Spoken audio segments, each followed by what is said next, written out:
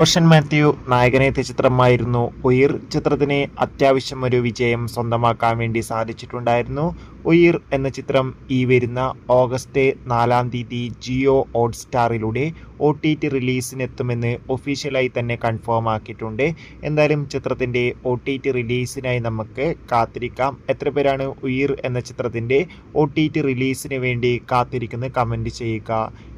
വിനോദിൻ്റെ സംവിധാനത്തിൽ ദളപതി, വിജയ്, പൂജ, മമിത ബൈജു, പ്രകാശ് രാജ് എന്നൊക്കെ പ്രധാന കഥാപാത്രങ്ങളായി ജൂലൈ 23-ാം തീയതി റിലീസിനെത്തിയ ചിത്രമായിരുന്നു ജനനായകൻ. ചിത്രത്തിന് മികച്ച അഭിപ്രായമാണ് പുറത്തുകൊണ്ടിരിക്കുന്നത്.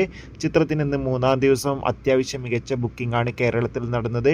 3 കോടിക്കടുത്ത് വരെ ഇന്നും കേരള കളക്ഷൻ നേടിയെടുക്കാൻ വേണ്ടി സാധിക്കുമെന്നാണ് ഏറ്റവും പുതിയ ട്രാക്കിംഗ് അപ്ഡേഷൻ.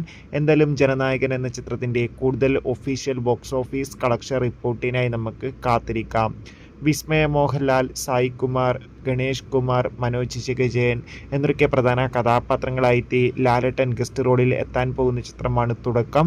ചിത്രം ഓഗസ്റ്റ് 7-ാം തീയതി തിയേറ്ററുകളിൽ എത്തുമെന്ന് ഒഫീഷ്യലായി തന്നെ കൺഫേം ആക്കിയിട്ടുണ്ട്.